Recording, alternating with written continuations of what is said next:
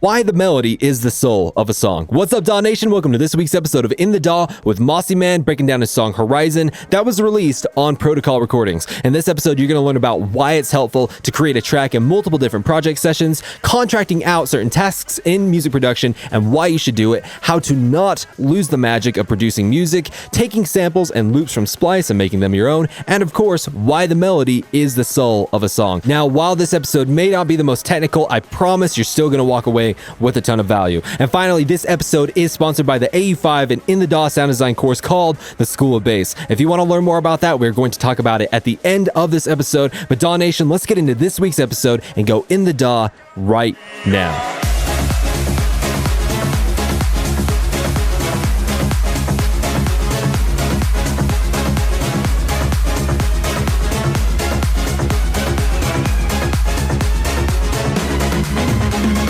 First question is, how did it all start? How did this all come together? I started a demo like 4 years ago. You will see the sample I used on the session. That was like, there is like the Vengeance very old kit. As you can see here, the bass drum from a very old patch. So all the old producers, we have like forgotten project. I was talking with Leandro da Silva, the amazing Italian producer. He told me, do you have something that we could do together? And he sent me some messages, and I was on tour. I might have forgot a bit. He said, hey Mosey, is it sure we're gonna do the track? And I said, oh, sorry man, I'm on it. So I went to the studio and I was trying to do something different. And I remember, so that's why I call this session Step 1, because this is the original session I had before I sent the parts to Leandro. Instrument 3? What's the instrument 3? This is simply a percussion I put from Vengeance on the Contact. I just put the tracking like this way so I can play easier with it, and I release the trigger here. Basically, it's just a percussion.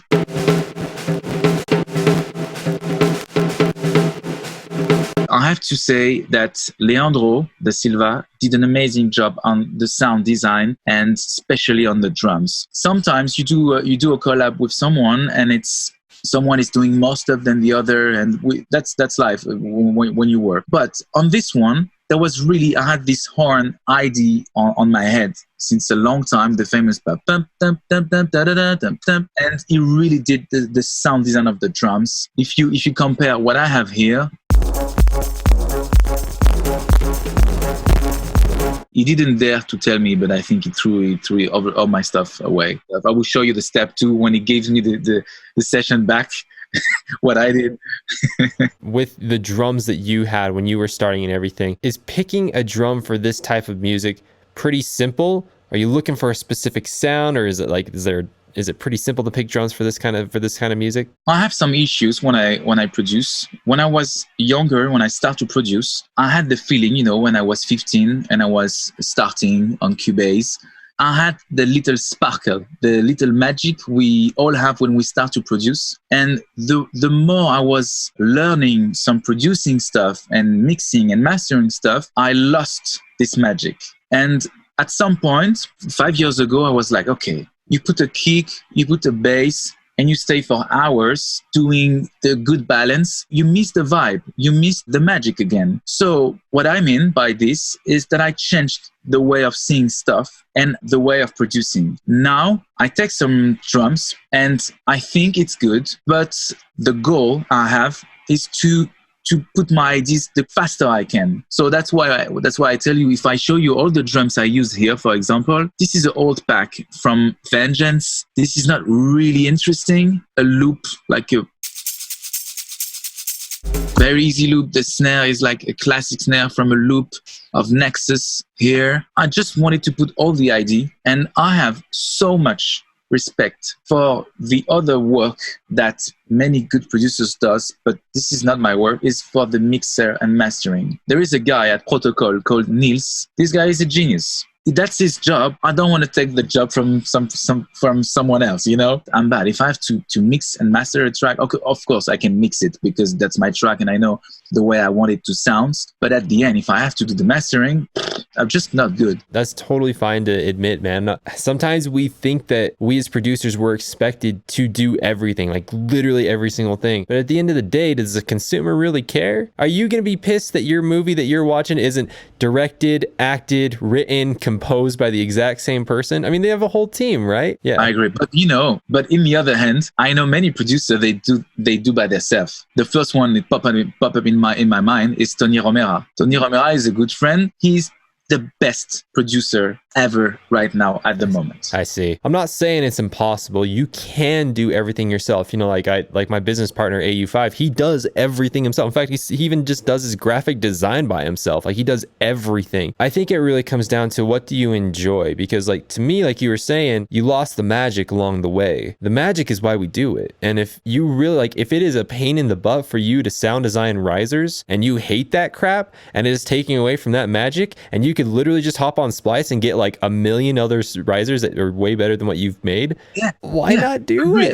Actually, at the end, I was feeling as a bad producer, and I was like trying to do stuff, and I was just not good. And now I force myself. Of course, I know the basics. I know I have to put my kick this way, and I need to respect, of course, the tone. And I know all the basics to have a good sound, I guess. But if it goes too deep on the mastering, on the mixer, I mean, I have also friends that they lost the passion of producing. And as soon as you have like a crazy CPU with a crazy channel on the mastering, that was also something. When I was producing, I was putting a lot of stuff on the master chain, and at the end, I couldn't play a piano anymore, or I couldn't record a vocal. That was like, oh, come on. If I can't do that, then no. So really kind of your approach to music production now, you're not getting too caught up in all the technicalities. You're not getting too caught up in the producer ego, right? Which to me is like, you have to make this, you have to do this, you have to, all that kind of stuff. You have to look good in front of other producers in order for your song to be. Yeah. But it's like, you know what? When I know that my cleaning lady is coming, I want to do everything in my apartment. I want that it's perfect. So when she comes, she doesn't say, oh, it's dirty here. That's exactly the same for the mix and mastering. When I know I have to send part and the stems, I want it to be perfect. So the guy can just be focused on the mastering only. So I don't say I don't do mix and mastering. I just say I try to take less time when I produce. It takes the magic away. Because when the cleaning lady comes, you want her to do the deep cleaning, right? You don't want her to pick up your socks. You don't want her to waste time picking up the socks. You want her to do the good stuff. Especially because mine is really, really nice. And I don't want her to sing that, Yeah, exactly. Or whatever. Exactly. And so it's the same with the mixing engineer. Like if you could reasonably bring down, your vocal because it's extremely louder than everything else in the track and clean it up a little bit, of course, because then the time that the mixing mastering engineer is spending on it is much more well spent. So what are the things now inside of music production, and in particular with this song, that you feel like really sparked the magic for you, that you really was just like, when I did this in this song, it really was like, oh, this makes me feel alive again? From the very beginning, there was this horn from Nexus. I can show you. It's from the Hollywood 2 Wind Embrace. That's epic brass staccato. So it's a basic sound. Okay, I need to do something with this. So I just record this one. And what I really loved to do on this one was I wanted a drop with a melody a bit different than what we used to listen already. So that's why I did that. Again, this is the step 1. It's like the session from 3-4 years ago. I'll show you the step 2. It's a bit different, but I used the original one. That's the original preset, actually. So if I show you the horns.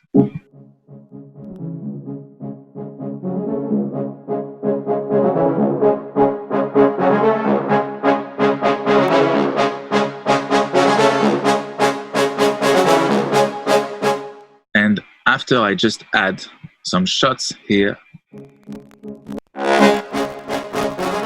I put some violence on it. But the funniest part of this track, and I think you're going to ask me at some point, this is the funniest part of this track. When Leandro sent me a message and told me, hey, dude, are we doing the track? I say, oh, yeah, sure. Don't worry. I will do the vocal tonight because I sing. We wanted to put like a cool vocal on it. And I had no idea. So I record something and I apologize for all the Spanish people and all the Portuguese and Brazilian people, but I wanted to sound a bit this way. So I sung something, gibberish, something, but at the end I just kept it because I was looking cool. So I show you what I recorded. So without any FX on it, so without pitch, without the famous little letter, etc.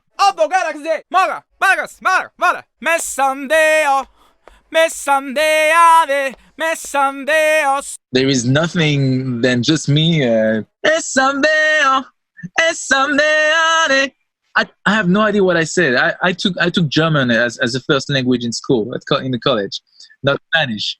And I wish I could speak Spanish, but okay, the pitch, it's a very easy pitch, the one from Logic. I just put the tone. After that, I put this amazing plugin. I use this plugin everywhere. So I just put a loop this part. To get that format down. I put the format down. It's a default mode, so I didn't change really anything. And really because I was in a hurry and I wanted to show the Leandro that I did something on the track. So I was like, okay, let's do this. And I didn't touch it anymore. Usually, if I sing something right and correct, usually I put the mix a bit more. So it gives this special effects.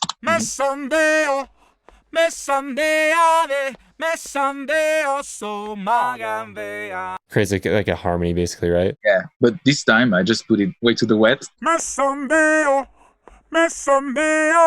After that, I put the GGP from the waves. And what is this? Oh, this is amazing. That's the Jack Joseph. If you have the waves suite, there is some presets for bass, drums, guitar, strings, keys, and vocals. And I use this, especially this one, mainly. You put it and it works. It's like the setup A, nothing. I just maybe put the space a bit down because I'm going to use Vara Vintage Verb. Usually you just put it and it's magic. There is another one called Still on the Waves one, CLA. This is really, really good as well. Yeah, CLA vocals, that's a legendary plugin.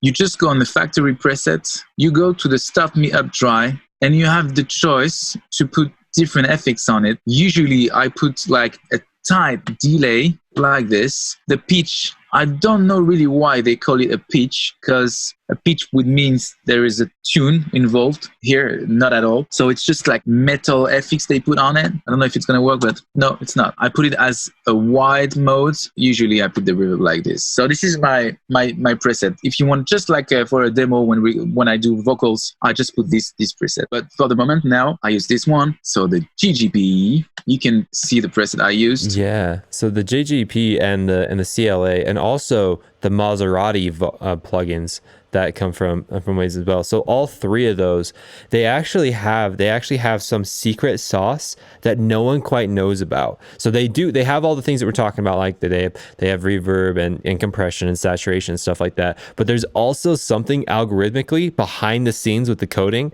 that Waves still hasn't told us what's going on, but makes it sound really good. And we don't know what it is. That's the beautiful thing about these things. It's just like, I don't know. It sounds good, but it works. And it works really, really good. I love this reverb. Really, for me, this one, or sometimes there is new plugs, and I'm a huge fan of Soundtoys. Okay, they do like really cool stuff and really cool plug. And sometimes I'm trying to use some reverb, and I think this is a producer disease. We have thousands of plug, okay, and I always use the same one because it works. Just be focused on the magic, on what it's gonna give you. This is the way I use it. You put like this, and I use the modern one. If you have a vocal to do and you have no time, just put that, and that works so good. I agree with you that I don't feel like people should just keep getting more and more plugins. I do feel like that's a disease. One plugin though, one reverb that I would encourage you and other people to check out is, have you ever checked out Pro R from FabFilter? Yeah, sure. They are the boss of the equalization game. Mm-hmm. Exactly. That one, to me, that's like, because Valhalla Room, that was my favorite for a really long time. And then Pro R came in and it was a very heavy contestant. And I was like, I don't know which one I love more. Now, the tape delay is a very regular delay. I didn't do anything special on it. And at the end...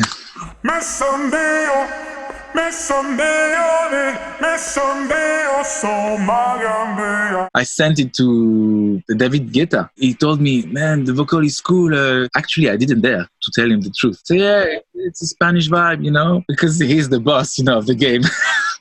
Even if he's a super nice guy, I was like, yeah, thank you very much.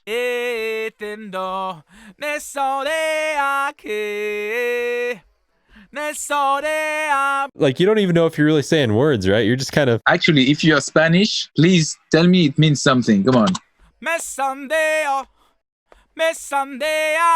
The sub I use, there is many on Spire, and the one I use all the time is this one. The reason that it's just perfect. And I just play with the rest, the drive, and the main filter, and it just works all the time. If I have like a drop, even there, for example, I just used it as a bridge and I just played, you can see with the sustain. It's just good, really just good. So if you guys are looking for a good sub, don't go too far on the very specific stuff. This works so good. I have kind of a rule, I would say, I put to myself. I love splice. I really, really love splice, okay? And I think this is a beautiful tool to produce today. I just put one rule to myself. It's if I use a sample, I will do everything to change it a bit. So that's why I remember I kept this tone here. And what I do is, as you can see, I put it on the tone, sorry for my English. So it's a -8. That's why the sound is really bad, because if I put this off, sorry, it's completely different, as you can see. When I say the rule is to modify, when I take a sample from Splice, I always want it to become myself. At the end, you're going to use all these samples from everyone. The rule I use, not necessarily for the drums, of course. You can use a kick and you can use a loop. But if I take a loop, I want to cut inside and I want to do my loop because it has to be personal. I think this is always better to make it your own sample with the samples. I honestly think that is a very healthy viewpoint and a very healthy opinion. The reason why is because I feel like everyone that has used Splice, that has used samples, I feel like every single person that has done that and just literally taken a sample and brought it in has at least felt that you get the feeling where it's like, should I do so? Like, it kind of feels like cheating, but I'm not really sure if it is. And I don't think it is. But the way that I've been able to avoid that, because sometimes you do find a sample and it just works and you don't want to tweak it. That's fine. I understand that there are those times. But to avoid that feeling that we were talking about just barely, I do what you're talking about. I just try and tweak it, you know what I mean? Because if I do that, if I try and tweak it, then you don't really have that problem anymore. You know what I mean? Because then you kind of effectively created something new out of something that was already created. Does that make sense? It makes sense. I completely agree with you. Step 2 is when Leandro sent me his drums and I redid the bridge on his drum. I had his version, as you can see on the top, LDS and Mosi. And there, it's going to be easier for the latency because it's almost empty. I was just going to do the bridge. This one is really, really beautiful. Okay, so they did this expansion on Nexus called Synthwave. And there is a pad. Let's play the pad. I used the modulation.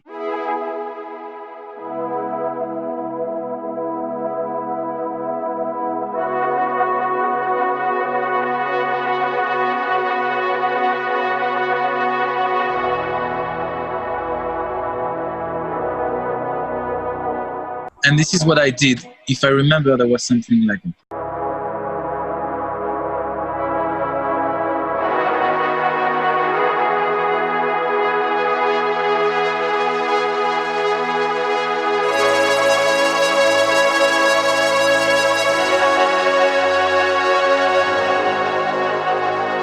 There should be something like that.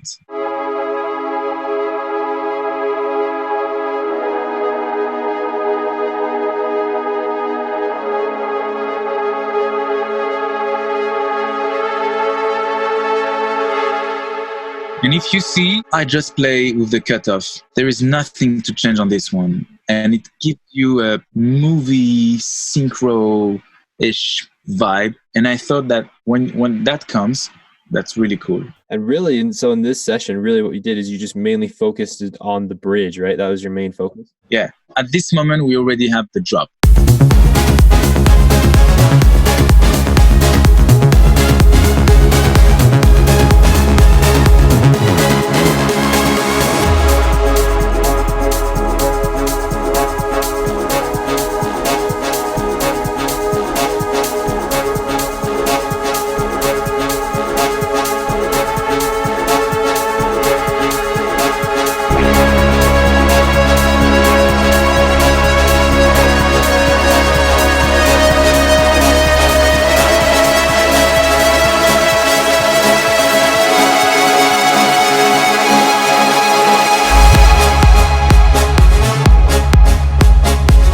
if someone was interested in making this type of music, what would be some tips and some tricks that you would give them to write the melody? Because the melody for this, I mean, that's like, it's almost everything in this, you know what I mean? The melody in this type of music, that's what really like, because the sound design in this type of music is not as crazy as like in dubstep or in trap or whatever, you know what I mean? So you're more so focusing on the melody and the journey that the melody is taking you on. So like, what tips, strategies, techniques and stuff like that would you suggest to someone if they want to make this type of music? My answer would be a bit cliche, because I would say do it with your heart. What I mean is, when I do a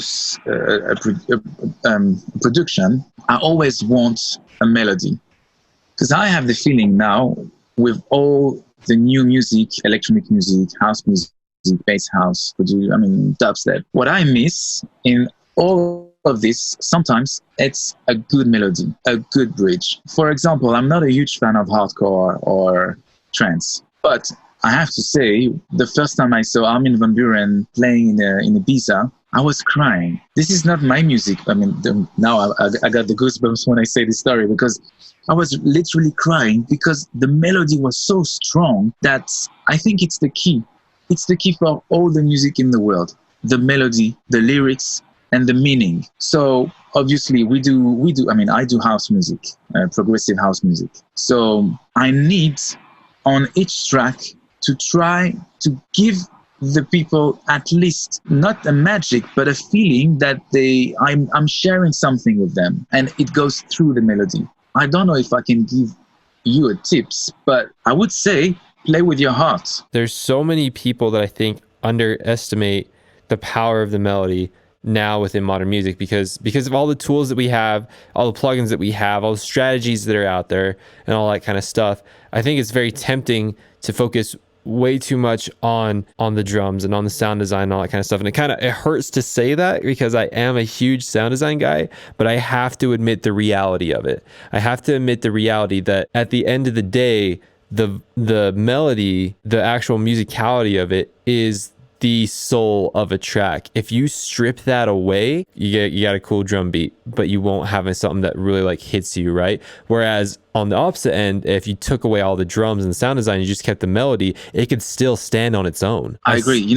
10 years ago, I met this guy. He wasn't famous at all. And we did like a TV show in France. He showed me the session of his track. He said, "Oh yeah, that's my new one. It starts on the radio in Belgium, and it's I think it's cool." He just showed me "Alors on danse," Stromae, and I saw the session. The session was like 8 tracks, okay, boom, boom, boom, dum, dum, dum, dum, dum, dum. But so it wasn't like a big sound design. But the genius of this guy was because he had a crazy melody, a crazy idea. My point is that you can be the best producer in the world, and I meet many different producers. The one who make, for example, my mastering, sometimes they don't have this passion of the melody. And that's why I'm saying all the time, a song is a melody and a hook and some lyrics. And I think that what you said is so true. I truly, genuinely think that if you can't listen to your song with everything stripped back, all the drums stripped back, all the sound design stripped back, all that kind of stuff, if you can't just sit there and listen to the melody of your track and not feel something's wrong. Something's really wrong, because you should be able just to listen to that melody and be like, this is gorgeous just on itself. Of course, we need the good balance, because at some point it comes to your heart and to do something different. Okay, step 3, man. So at this step, I just gave my vocals, my horns, and my new bridge to Leandro. He sent me back. You remember when we said at the beginning that I was not doing mix and mastering, the famous story of the cleaning lady. So this is me before giving my stuff to the cleaning lady. Would you say that the primary focus of step 3, this session, would you say the primary focus is mixing and getting everything to jive together? At some point, before you give all your stems, you have to check everything. And this is the less funny part.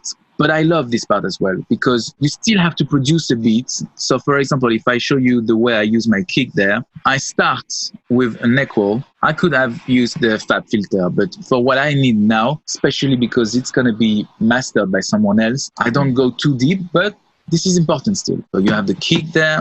You remember the tremolo I used on the previous one, and I used on it before it was going to the mastering session, the mixing mastering session. I used one stuff I really love, which is the effect track from Soundtoys. This one is really good. I mean, I remember I used this with the bass one, what gives this effects. For me, it's one of the best now, especially if we keep the idea in mind that you want to do the magic very quickly and you want to produce and put all your idea in the same time. That works so good. Actually, you have to buy the whole suite of Soundtoys, but as soon as you have it, I advise you guys to do it when they do Black Friday. It really worth it. The bass is simply a classic bass you can have. As you can see, it's just the groove you give and the way you use the sidechain.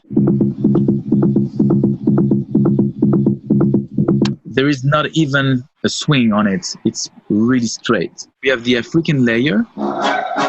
So this is what you guys saw, because you know now I am fluent in Spanish.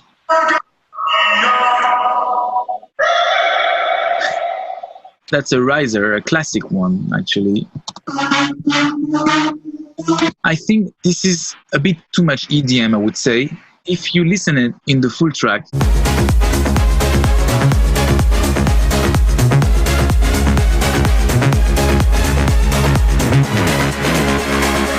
sometimes you put two synthesizers as a layering, and it became a good sound. That's the magic of producing as well sometimes. What is that Kashmir Stadium loop? Yeah, that's funny because sometimes I'm mixing and mastering. I realize that, we missed something. So I'm not going to go back to the session. So I just work on this one because I know I would send the stems. So you see there, I was missing something. So that's why I put this. This is very shy. We all have a filter that we use all the time. For me, it's this one. Okay, it's a creative filter. This is for me the best one. I don't think I've ever seen it before. Native inside of Logic? No, that's Sonalsys. So what's so special about this filter? Actually nothing, and that's why I love it. It's easy the way it works. When I'm DJing, I always use the filter, on the DGM. There is also a plug called DGM. You can have the same filter, but for me, this is the closest I can feel when I work, and I put this everywhere. That's why if you see on the left side, there is always one. I wanted that when the drops comes, especially at this moment, this is not the big bridge. I would say that's a bridge. Inside of the track, it's just like 8 bars, easy, and I wanted that we have the feeling that something is happening. So that's why I put the crowd at this place.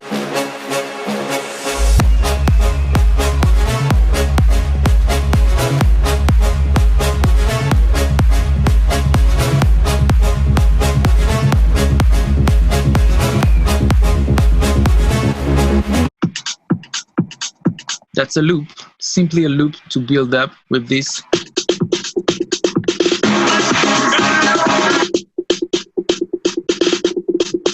Are we going to talk about this? That's the best. Kickstart's your thing. Yeah, and I don't say that because I'm close to Protocol or whatever, or Nikki. It's just, I used it since day one. This is so simple and it works just good. As an amazing sound engineer you might prefer the other one where you can make exactly the way you want it.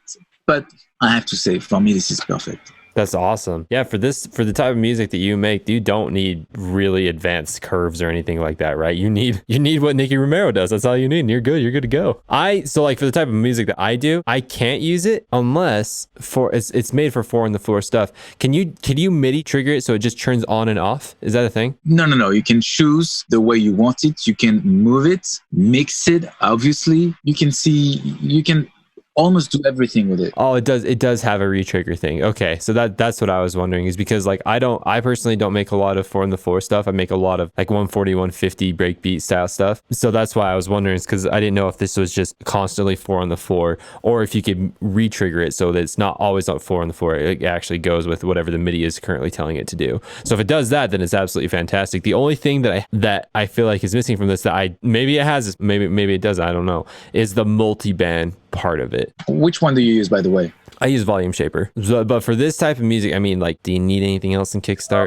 At some point, if I want to do the sidechain only, this type of equalization on the bass only, on the sub only, I would use something like this, or there is one on Isotope who does an amazing job as well. This is not enough to do that. But for what I need now, for example, here, that's perfect. That's really perfect. What I used to do, usually, I just put this. The old solid state. I mean, that works really good. As you can see, the demo expired. In my other computer, before I want to play it, if I want to play it, then I just put that. It just gives me what I want, what I need to play the track in a club, in a festival, just to try it. I would say. Let's meet in a year from now. The beautiful part of being a producer is that we learn something every day. And especially when you do collaboration, or even like with you, that's a collab, kind of. You learn from everybody. I mean, when I started, I was only a top liner, and I start to produce, and I start to learn how to do it. And I still really have the feeling, even now, that I need really, really to improve and to work. I'm a bit struggling with time. And I wish I could spend all my nights in the studio to try to do new stuff and to work more. And I feel that I'm a good producer, but I also feel that I really, really need to work and to be a better one. I think that is the call of every producer, right? We are not happy upon a destination. We are happy upon progression. If we are movement based, right? As long as we're moving forward, we are happy. But if we stay still, or if we feel like we're declining, it's like the worst thing in the world. It's cool, man. Dude, just keep going. Just keep learning some new things. There's plenty of information out there, right? That's why I follow in the DAW, guys. That's what I'm talking about. Well, thank you so much. That was really, really nice to meet you, to talk with you. Thank you for the guys who watch this. I hope you understand all my English, even with the strong French accent. Hey DAW Nation, hope you enjoyed this week's episode of In the DAW with Mosimann breaking down his song Horizon that was released on Protocol Recordings. If you found anything in this episode that was helpful to you, go ahead, take a screenshot right now and tag me on an Instagram story at In the DAW Behind the DAW and tell me what concept really, really helped you out this week. Also, DAW Nation, if you want to see more episodes like this where we break down more mainstream genres of EDM, go ahead and let me know in the comments below. And if you have any questions about today's episode or comments, lo and behold, there is a comment section below this video where I would personally love to hear from you. I would also encourage you to go check out our Behind the DAW episodes that focus more on the emotional, philosophical, artistic, and business side of music. Make sure to go check out the Flux Pavilion, Dennis Koyu, Dodge and Fusky, Rogue, Echoes, and Kara's episode of Behind the DAW. You can listen to that podcast anywhere, like here on the YouTube channel. You can listen to it on Spotify, iTunes, Google Play, Deezer, SoundCloud. It's literally everywhere. Go ahead and go find it. You'll absolutely love it. And if you want to take your sound design skills to a whole new level, then make sure to check out the AU5 and In the DAW course called the School Base. But the School Base isn't going to be open for long, and I'll explain that here in just a second. Really quick, if you do sign up for the School Base, you're going to get more than 20 hours of videos showing you extremely unique and advanced sound design techniques that AU5 and I have gathered over the last 15 years. There's a bunch of effects racks, instrument racks, and project files. We have a ton of bonuses like MIDI arrangement templates, sound design journal template, access to the private DAW Nation Facebook group, and a personal 20-minute music strategy session with me. Now, enrollment for the School Base is actually shutting down on October 31st, 2019. The reason why is because we're going to be updating the content. We're going to be adding more content. We're going to be moving the entire course over to another site. There's going to be a lot of stuff going on the back end. If you've been thinking about signing up for the School Base, I'd highly encourage you to do it now because we don't know when we're opening it back up. It could be 2 weeks later, 2 months later, 3 months later, 4 months later. It's just however long it's going to take. Also, when we do come back, because we're adding so much more content during that time, the price points are going to be different. Right now, we have the subscription model at $47 per month, and we have the lifetime access model where it's just a one-time payment of $247. When we come back, the subscription model is no longer going to be an option, and the lifetime access plan is actually going to be more expensive. So if you want to hop on the subscription model and just stay for as long as you want, that's totally fine. You just have to make sure to do it before October 31st. And if you want to hop on the $247 one-time payment subscription model, because after October 31st, the price is going to go up. So DAW Nation, if you want to find out more about the School Base, if you want to hop on that before the price goes up, then go ahead and head on over to courses.inthedaw.net. That is courses.inthedaw.net. And if you're still on the fence about it, no worries. You can still take the free version of the School Base. There's a link below for this, or of course, you can head on over to courses.inthedaw.net and find it over there. Now, again, enrollment is closing on October 31st, so I'd highly encourage you to do all of this before then. Now, DAW Nation, I hope you enjoyed this week's episode of In the DAW. And if you did, again, go ahead and let me know either in the comments or by tagging me in an Instagram story over at In the DAW Behind the DAW. But DAW Nation, I hope you have a great day, and we'll see you in 2 weeks for our next episode of In the DAW with AU5 breaking down his song Swordfish.